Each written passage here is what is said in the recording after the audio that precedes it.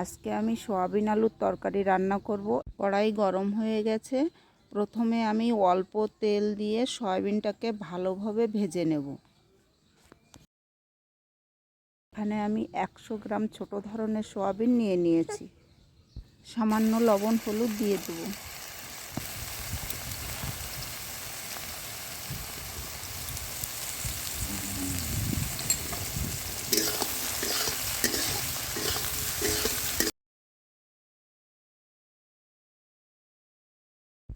সয়াবিনটা ভাজা হয়ে গেছে, দেখুন লাল লাল হয়ে এসছে। এবার আমি তুলে নেব। একই কড়াইতে আমি আবারও একটু তেল দিয়ে দেব।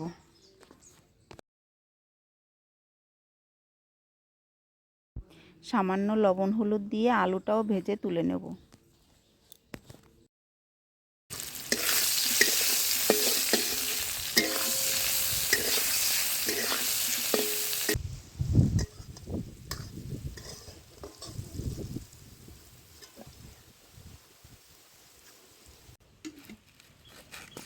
তরকারিটা রান্না করার জন্য কড়াইতে আমি আবারও একটু তেল দিয়ে দিচ্ছি।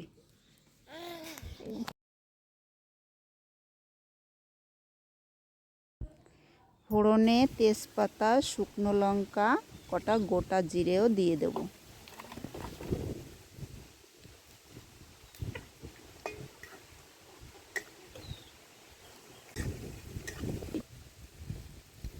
একটু আদা রসুন বাটা দেব।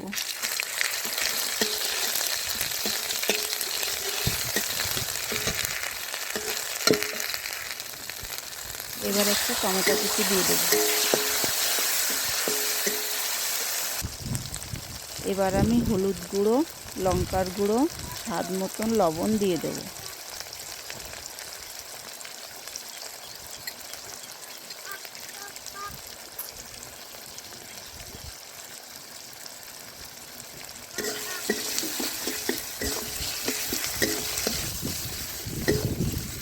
মশলা থেকে তেল ছাড়া পর্যন্ত এটাকে ভালোভাবে কষিয়ে নিতে হবে।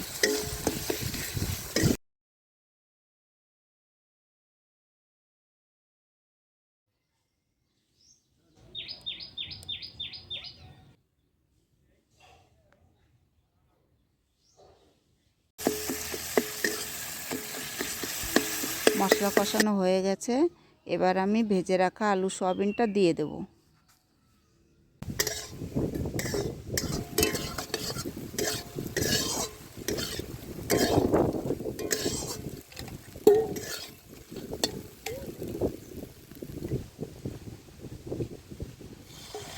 পরিমাণ মতো জল দিয়ে দেব।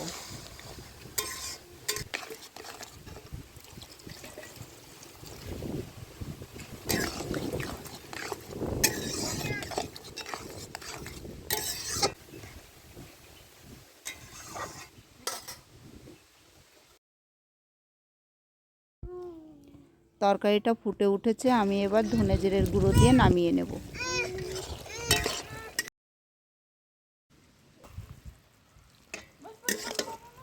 এভাবে সয়াবিন আলুর তরকারি রান্না করে খেয়ে দেখবেন, খুব ভালো হবে।